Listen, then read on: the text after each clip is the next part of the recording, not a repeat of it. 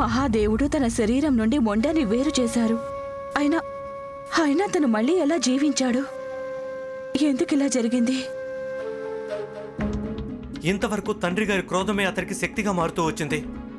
అందుకే తను మళ్ళీ మళ్ళీ పుడుతూ వచ్చాడు. కానీ ఇప్పుడు తండ్రి గారు శాంతించారు, మరోసారి జలంధరుణ్ణి వధించారు కూడా. అయినా అతను మళ్ళీ బ్రతికి ఎలా వచ్చాడు? దీనికి అర్థం ఒకటే, కేవలం తండ్రి గారి క్రోధం మాత్రమే కాదు, మరో శక్తి కూడా జలంధరుడికి తోడ్పడుతుంది. దాంతోనే బలాన్ని పుంజుకొని తన్ని తాను రక్షించుకుంటున్నాడు. ఏమిటా శక్తి కేంద్రం? అది జలంధరుడికి బలాన్ని ఎలా ఇస్తోంది? సాక్షాత్తు మహాదేవుడి బలాన్నే ఎదిరించేంత శక్తిని ఎవరు ప్రసాదిస్తున్నారు తనకి? మనం ఈ రహస్యాన్ని తక్షణమే కనిపెట్టాలి. అసలు ఈ ఖండం ఎలా గడుస్తుందో ఏమో. ప్రథమ పూజ్య గణేశుడి యుక్తి, మహాదేవుడి దాడులతో కూడా తను అంతం కావడం లేదు. లేదు, జరగరాంతేదో జరుగుతోంది. బహుశా నా వల్లే ఏదో తప్పు జరుగుతుందనుకుంటా. ఏదో ఉంది, అదేమిటో కనిపెట్టలేకపోతున్నాను.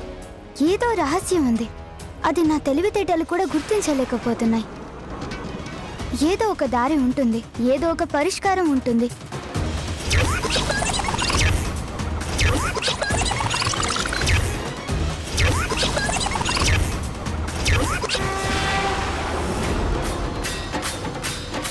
నేనొకటి విన్నాను. మనం కైలాసం వచ్చినప్పుడు తండ్రి గారు జలంధరుణ్ణి సవాలు చేసినప్పుడు విన్నాను. అవును, నాకొకటి వినపడింది. ఏమిన్నావు గణేష్? నువ్వేమిన్నావు?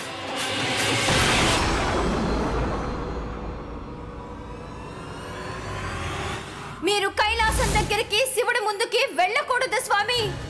కేవలం ఆ శివుడు మాత్రమే తమరిని వధించగలడు. అందుకే తమరు ఎప్పుడూ కైలాసానికి దూరంగా ఉండాలి మహాబలి. కైలాసం దగ్గరికి శివుడి ముందుకి వెళ్ళకండి. నీవు జీవించి ఉన్నంత వరకు నన్నెవ్వరూ వధించలేరు. బృందా బృందా బృందా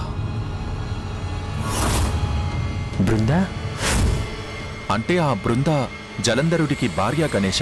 అవును మామయ్య, జలంధరుడి భార్య బృంద. యుద్ధానికి వచ్చే ముందు బృంద తనతో ఉన్నంత వరకు తనని ఎవరు వధించలేరన్నాడు జలంధరుడు. బృంద నా భక్తురాలు. మామయ్య మీ భక్తురాలా?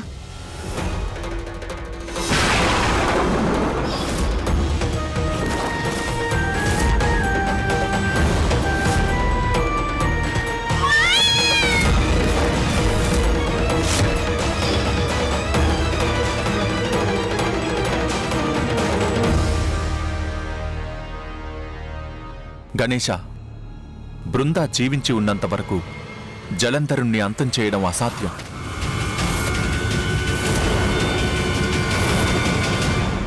చాలా విచిత్రమైన పరిస్థితి ఎదురైంది మనకి. బృందాదేవి జలంధరుడి జీవితానికి ఆరాధమ. కానీ ఎందుకు? మీరేమంటున్నారు శ్రీహరి? ఆ బృందా జీవించి ఉన్నంత వరకు జలంధరుడు అంతం కాడా? బృంద పేరు వినగానే నేను తనకిచ్చిన వరం గుర్తొచ్చింది సోదరి. ఒకప్పుడు బృంద నాకు భక్తురాలిగా ఉండేది. ఆ కాలంలో నా పట్ల నాపై అపారమైన శ్రద్ధ ఉండేది. శాంతాకారం భుజగశయనం పద్మనాభం సురేశం విశ్వాధారం గగన సదృశం మేఘవర్ణ శుభాంగం లక్ష్మీకాంతం కమలనయనం योगीभिर्धान्यगम्यं वन्दे विष्णु भवभयहरं सर्वलोकैकनाथम्।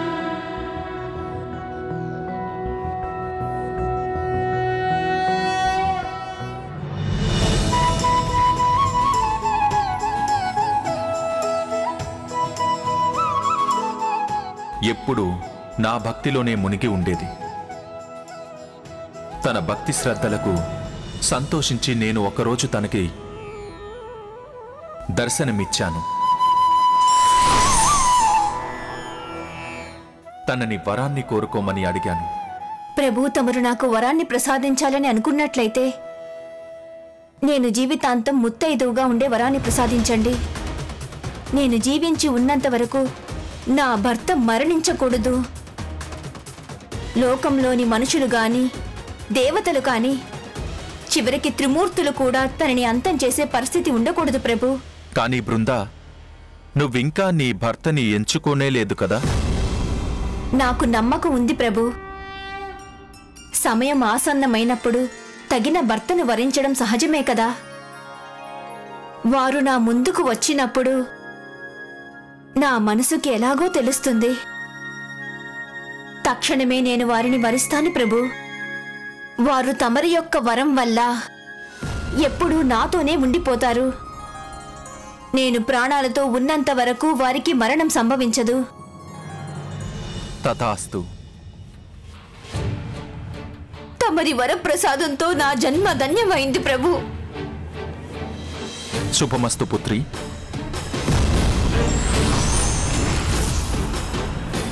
కానీ కాల నిర్ణయం వేరుగా ఉంది సోదరి. మంచిది, కపటం లేనిది, సహృదయురాలు, నా పట్ల శ్రద్ధ కలిగి నా భక్తిలోనే జీవితాన్ని గడిపేటటువంటి బృంద తన భర్తని ఎంచుకున్నదెవరో కాదు, ఆ దుష్ట అసుర జలంధరుణ్ణి.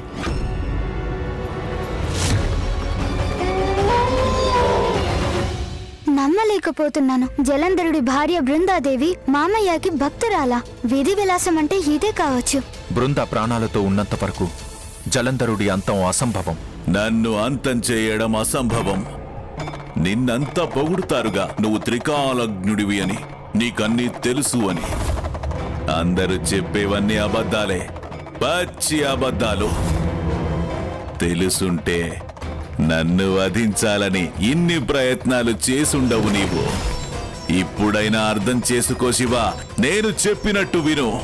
నా శరణాగతిని కోరు శివ. నేను భగవానుణ్ణి, సర్వశ్రేష్ఠ జలంధరుణ్ణి, నేను అమరుడిని.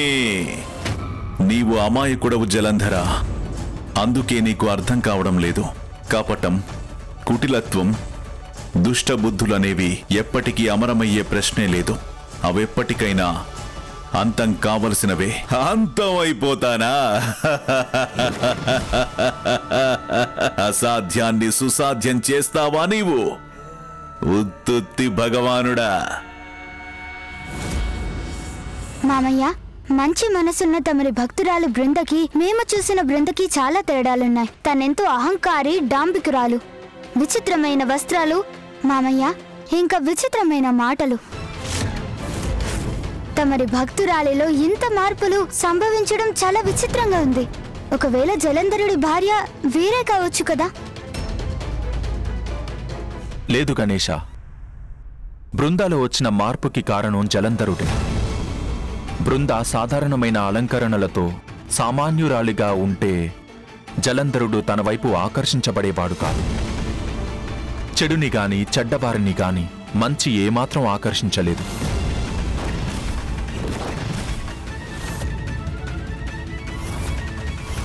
బృంద నా భక్తురాలైనప్పటికీ ప్రేమలో పడి మంచి చెడులను గుర్తించలేకపోయింది. అందుకే తన హృదయంలో జలంధరుణ్ణి పొందాలనే కోరిక పెరగడం ఆరంభించింది. కోరిక అనుచితమైతే అది మన చేత పాపాలు చేయిస్తుంది. బృంద విషయంలో కూడా అదే జరిగింది. అందుకే తను నా భక్తిని వదిలిపెట్టి జలంధరుణ్ణి కోరుకోవడం ఆరంభించింది. చివరికి తను జలంధరుణ్ణి పొందడానికి తనలా మారడానికి కూడా నిశ్చయించుకుంది. గణేశ, నేనింక భక్తి మార్గాన్ని వదిలిపెట్టి నిన్ను ఆకర్షించి నన్ను వెతుక్కుంటూ వచ్చేలా చేస్తాను. చెడు దగ్గరికి చెడే త్వరగా చేరుకుంటుంది. తను కోరినట్లే జలంధరుడు తన పట్ల ఆకర్షితుడయ్యాడు. ఓ మహాబలి, నాకొక వరం లభించింది. నేను జీవించి ఉండగా నా భర్తకి మరణం సంభవించే సమస్య ఉండదు. జలంధరుడికి ఎప్పుడైతే ఆ వరం గురించి తెలిసిందో అప్పుడు తను బృంద అంటే తప్పించిపోసాగాడు. స్వార్థ ప్రయోజనం కోసం వారి మధ్య వివాహం జరిగింది.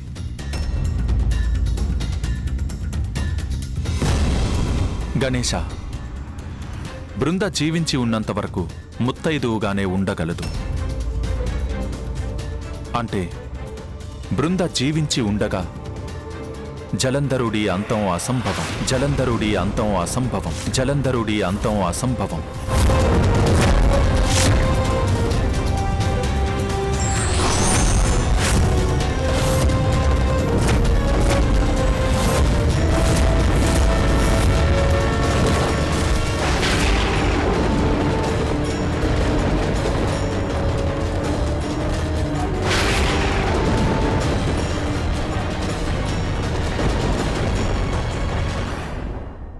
మహాదేవుడు తన చంద్రహాసాయుధాన్ని ప్రయోగించబోతున్నారు.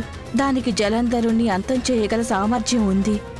ఆ వ్యవధిలో గణపతి తన అంతానికి ఏదో ఒక ఉపాయం కనిపెట్టగలడు. అంటే నేను కార్యరంగంలోకి దిగే సమయం ఆసన్నమైంది. చంద్రహాసంలో మహాదేవుడి మహిమాన్వితమైన శక్తులున్నాయి. అందులో ఇది అమోఘమైన అస్త్రం. ఆయుధాలన్నీ అయిపోయాయి. ఇప్పుడు ఈ ఖడ్గం ప్రయోగించాలనుకున్నావా నీవు? ప్రయోగించుకో. నాకు మాత్రం ఏమీ కాదు శివ. భగవానుణ్ణి నేను, సర్వశ్రేష్ఠ జలంధరుణ్ణి.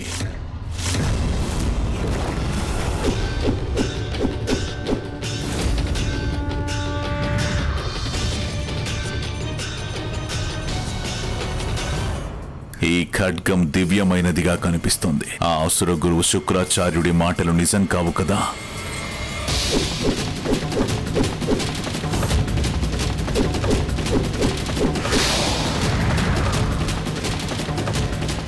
లేదు, నాకేమీ కాదు. నాకే అపాయం ఉండదుగాక ఉండదు. స్వామి, మహాదేవుడు చంద్రహాస ఖడ్గం నుండి ఎవరూ తప్పించుకోలేరు. బృందకు విష్ణుమూర్తి ఇచ్చిన వరం ఒకవైపు, మహాదేవుడి అస్త్రం ఒకవైపు, రెండూ తిరుగులేనివే. ఇప్పుడేమవుతుంది ప్రభు? దేవి, జలంధరుడు సామాన్యమైన అసురుడు కాదు. మహాదేవుడి క్రోధాగ్ని నుండి జన్మించినవాడు. దానికి తోడు నారాయణుడి వరంతో మరింత సురక్షితంగా మారాడు. తనని ఎలా అంతం చేయాలో. ఆ శివుడు ఇంత ప్రమాదకరమైన ఆయుధం ప్రయోగిస్తారా నా మహాబలిపై? లేదు, నేనేమీ బాధపడాల్సిన పని లేదు. నా కంఠంలో ప్రాణం ఉండగా నా స్వామి మహాబలినెవ్వరూ ఏమీ చేయలేరు.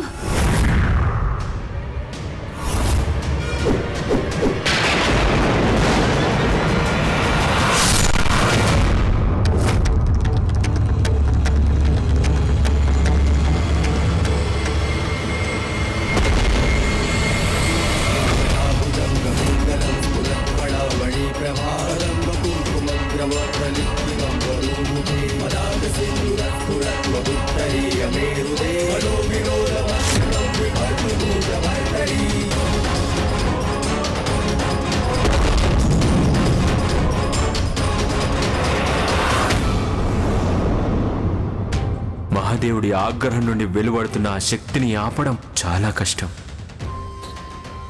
చంద్రహాస ప్రయోగంతో జలంధరుణ్ణి గాయపరచవచ్చు, కానీ నా వరాన్ని వారు తప్పక గౌరవిస్తారు. తండ్రి గారి దెబ్బకి జలంధరుడు గాయపడవచ్చు, కానీ బృంద జీవించి ఉండగా తనకి ప్రాణాపాయం లేదు కదా. ఇదంతా కఠిన పరీక్షగా మారుతోంది.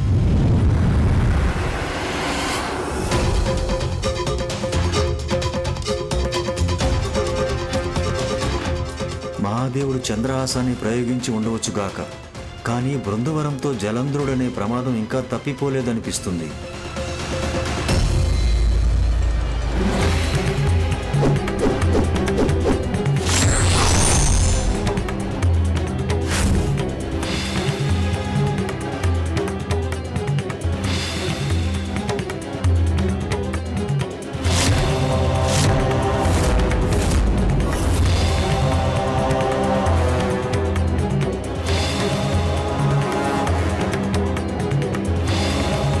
చాలా మంచి పని చేశారు స్వామి. అయినా ఇలా అనిపిస్తోందేమిటి నాకు? ఉమ ఎందుకలా ఆశ్చర్యపోతోంది?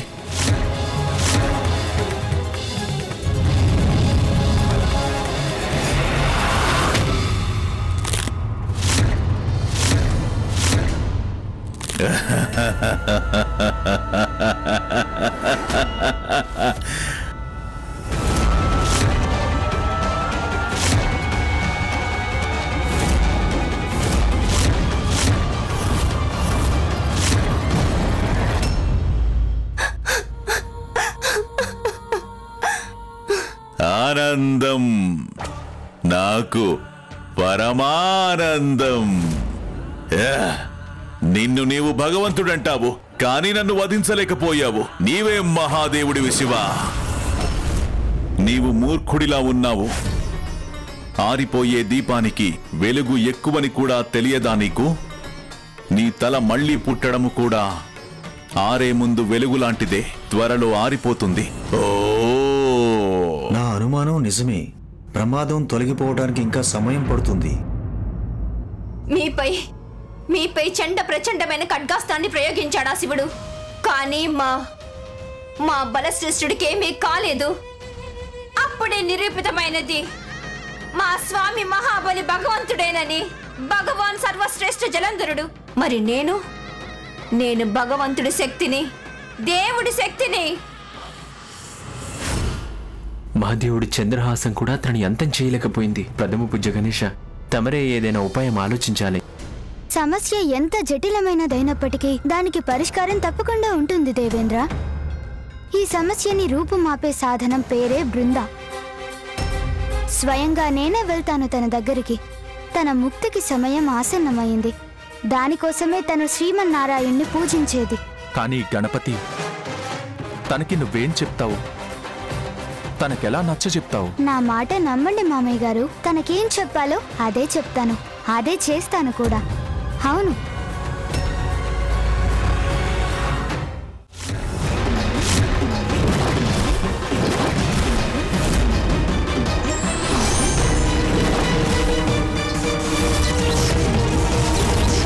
మూషికోత్తమా. ప్రభు, తమరు బృందంతో మాట్లాడడానికి వెళ్ళే ముందు తమరు కవచ ఖడ్గంని ధరించాల్సి ఉండాల్సింది ప్రభు. అయ్యో, ఇంతమంది జరిగింది. ఎప్పుడైతే ఆయుధాలు పనిచేయవో అక్కడ మాటల్నే తూటలలాగా వాడాలి. చాలాసార్లు మనం శక్తితో చేయలేని పనులు యుక్తితో జరిగిపోతాయి మూషికోత్తమా. గోటితో పోయేదానికి గొడ్డలు ఉపయోగించడం సరైంది కాదు. ప్రభు, అగత్యుల వారి కోపం నుండి ఇప్పుడిప్పుడే బయటపడుతున్నాను. ఇప్పుడైనా కొత్త కైలాసంలో ఏ ప్రమాదం లేకుండా ఉంటే బాగుంటుంది అనుకుంటున్నాను ప్రభు. అయ్యో మూషికోత్తమా, ప్రమాదాన్ని ఎదురించడానికి కాదు, దూరం చేయడానికి వెళ్తున్నాం. అది మన తక్షణ కర్తవ్యం. తమరింక భయపడ్డం మానేసి వేగం పెంచండి. వేగమా? వెళ్ళిన పని ఎంత త్వరగా పూర్తి చేస్తే అంత మంచిది మూషికోత్తమా. పదండి. చిత్తం ప్రభు.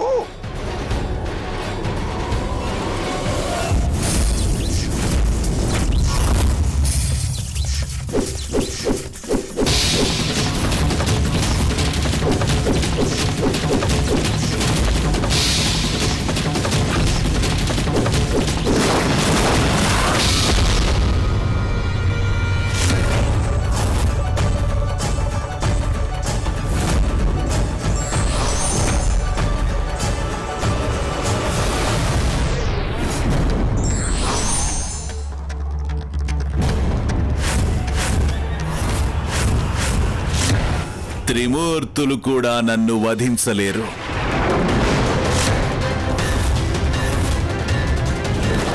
అమరుడను నేను, భగవంతుడను.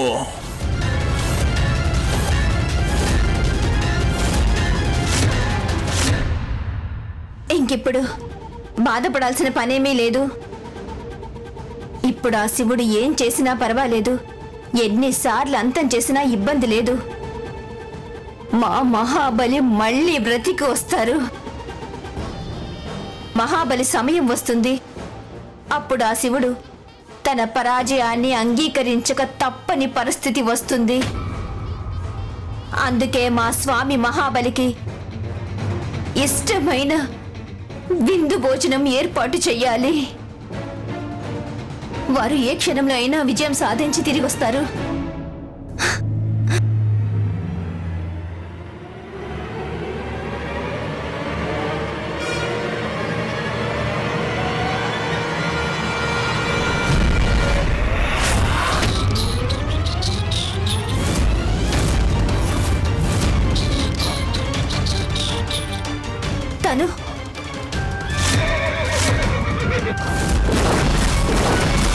తనేగా ఆ గజముఖ బాలుడు, శివపుత్రుడు. తను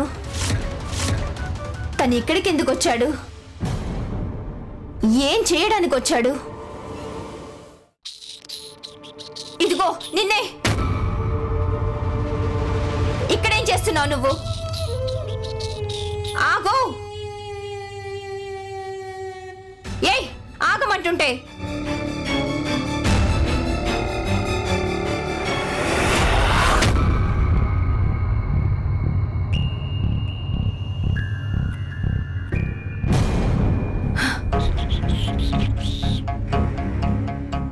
స్తంభం నుండి ఏవో ధ్వనులు వినిపిస్తున్నాయి. దొంగ పనులు చేసేవాళ్లు తప్పించుకోవడానికి ఎన్ని ప్రయత్నాలు చేసినా సరే ఏ తోకో బయట పెట్టిస్తుంది.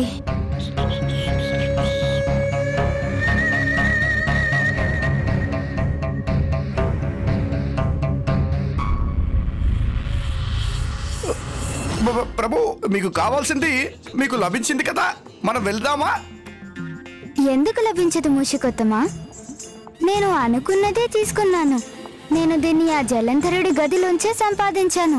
ప్రభు, అదేమిటో నాకు చూపించొచ్చుగా. నాకు చాలా ఆసక్తిగా ఉంది ప్రభు, అందుకోసమే అడుగుతున్నాను. లేదు లేదు మూషికొత్తమా, అయితే చూపించొద్దు. ఇందులో ఉన్న శక్తితో జలంధరుణ్ణి అంతం చేయవచ్చు. అలాగైతే అసలు చూపించొద్దు ప్రభు. అన్నయ్య మాట వినలేదా? జలంధరుణ్ణి అంతం చేయటానికి ఇదొక్కటే మార్గం. ఓహో, అలాగా? మీకు తెలీదు, జలంధరుడి శక్తులన్నిటికీ మూలం ఇందులోనే ఉంది. దీన్ని ఎక్కడికైనా దూరంగా తీసుకెళ్లి కాల్చి బూడిద చేసేద్దాం మూషికొత్తమా. తర్వాత జలంధరుడు అంతమైపోతాడు. పదండి మూషికొత్తమా. అలాగే ప్రభు. అహంకారం, అధర్మాలే మనిషి వినాశనానికి మూల కారణం.